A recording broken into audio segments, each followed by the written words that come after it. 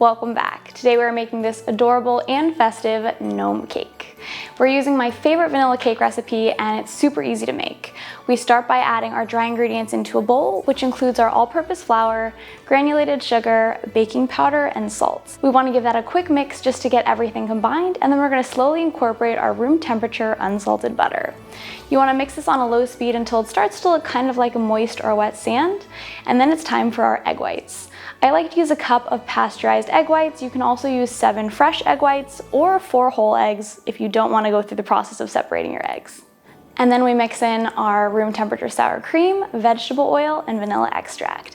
Now feel free to have a little bit of fun when it comes to the extract. You could always swap out the vanilla and use peppermint or almond, or whatever you think is going to make this cake taste the most festive.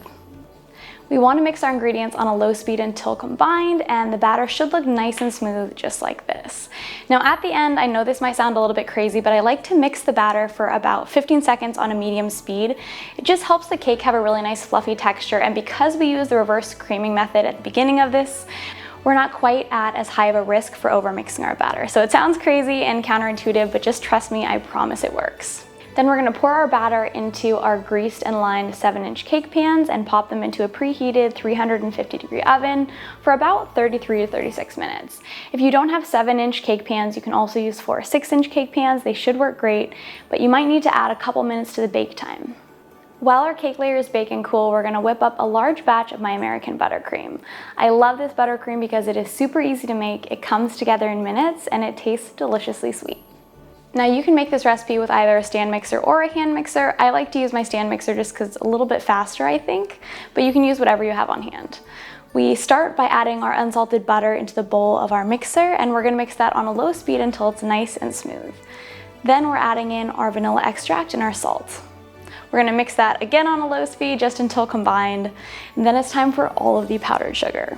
So I like to very slowly add this in while mixing on the lowest possible speed, and I also usually drape a kitchen towel over my mixer just to help kind of prevent any powdered sugar clouds from exploding and going all over my kitchen. About halfway through adding that powdered sugar, I like to add in my heavy cream just to make the frosting easier to mix. Then I add in my remaining powdered sugar and mix on low until my frosting is beautiful and smooth and creamy, just like this.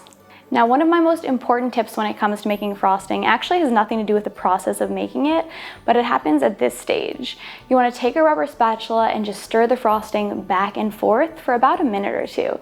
It's a really good arm workout, but it's going to help push out any excess air that got trapped in the frosting as it was being made, and it's going to leave you with beautiful, silky smooth buttercream. Don't worry, the buttercream fun doesn't stop there. Now it's time to color our frosting. I really like to use gel food coloring because it creates really vibrant shades without throwing off the consistency of your frosting, so I highly recommend using it. You could also use powdered food coloring if that's what you have on hand, or if you're really in a pinch, you can use liquid food coloring, but just be prepared to have to add a lot of it and to have the consistency of your frosting be a tiny bit thinner. We're going to start by coloring about 2.5 cups of frosting red. Then we're going to make 1.5 cups of frosting a beautiful shade of brown, if that's possible, using some melted and cooled dark chocolate. Once those are made, the last color we need to make is a tan color for our gnome's nose and hand. For this, we're going to take 1 cup of frosting and add in just a half a teaspoon of cocoa powder to give it a nice little tint. Now you can make the skin tone of your gnome whatever shade you want by adjusting the amount of cocoa powder that you're using. So if you want it to be darker, add in a little bit more. If you want it to be lighter, you can add a little bit less. Now that our cake layers are cooled, our last step before we assemble this cake is leveling them. I highly recommend using a serrated knife just to trim off the tops, and you can also trim the caramelization on the sides if you want. This step makes it so much easier to stack and frost your cake, so I don't recommend skipping it. Plus, the cake tops make an excellent snack while you're baking. So while I'm sure you're ready to assemble the cake at this point, I actually recommend popping the cake layers into your freezer for about 20 minutes if you have the space and time. It makes them so much easier to frost because they're going to help the buttercream kind of firm up as you're stacking your cake layers, and it also helps them crumb less as you're adding your crumb coat. Now I'm assembling this cake on a 10-inch grease-proof cake board. Mine is reusable, but you can also use cardboard, or you can even build it directly on your cake stand, whatever is easiest and works best for you. I really love to add a dab of frosting onto my cake board just to help that first cake layer stick in place. And then I'm going to spread a nice thick layer of buttercream between each cake layer as I assemble. Once all our cake layers are stacked, we're gonna cover our cake in a crumb coat.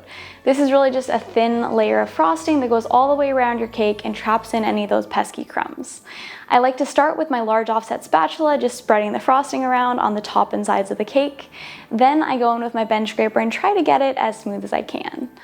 Next, we pop it into the freezer for about 10 minutes, just until that frosting is firm to the touch. If you don't have room in your freezer, you can also use your fridge, but it probably will take about 20 to 30 minutes. Once our crumb coat is nice and chilled, we're gonna add our chocolate buttercream all around the sides of the cake. Now you don't need to frost the top because we're actually gonna be placing the gnome's hat on it, so just focus on the sides for now. I used my bench scraper to get them nice and smooth, and then I also used a small piece of acetate sheet, which is really just a thin piece of plastic, to kind of go around the base of the cake to make my gnome seem a little bit more curved. Before we add our gnome's beard, I like to use a small offset spatula just to kind of outline where I want it to be. Then I'm going to place some of our remaining white frosting into a small piping bag fit with a Wilton 1M tip or an Open Star tip. I'm going to carefully pipe some lines going down the side of my cake to look just like a beard, and then we're going to use our tan icing just to pipe a nice big dollop to make our gnome's nose. And then it's time to make our gnome's hat. Now this might seem a little bit intimidating, but it is super easy and actually a lot of fun. We're going to start by melting down our mini marshmallows. You can also use full-size marshmallows. I just like using the mini ones because I think they melt a little bit more easily. I pop them in the microwave and heat them for about a minute until they really kind of start to puff up. Then we're going to add in our Rice Krispie cereal and mix until all of our Rice Krispie bits are evenly coated. Now this next part gets a little bit dirty, and you want to make sure that your marshmallows are not super hot. You don't want to burn your hands. You also want to spray your hands in nonstick spray, just that way it's easier to shape the hat. Now you're kind of trying to make a tall cone, so I like to kind of roll it on my counter and then also press the base down so that way the bottom of the hat is nice and flat and it will easily rest on top of your cake. Once you're happy with the way that it looks, you want to kind of hold it over your cake to make sure that the sizing is right, and then you can go ahead and press it into place. And then we're going to use our red frosting to completely cover the Rice Krispie hat. This can be a little bit tricky to smooth. If you're not going for a perfectly smooth look, you can also make kind of streaks up the hat with a small offset spatula. I think that would look so cool. Or you can also use a small acetate sheet like this to try to get it nice and smooth. And then the finishing touch is just to add on our little gnome's arms and hands. I decided to make him look a little bit more festive by adding a candy cane into his hand. I broke it in half and just pushed each section into place, but that's totally optional. You also could make him holding a present or really anything that you think is fun and festive. If you make this cake at home and you want to cut into it, be sure that you either use a really sharp knife or you just can actually lift the gnome's hat off before you cut into the cake. Either will make it easier than cutting in straight like I did here. And just like that, our gnome cake is complete.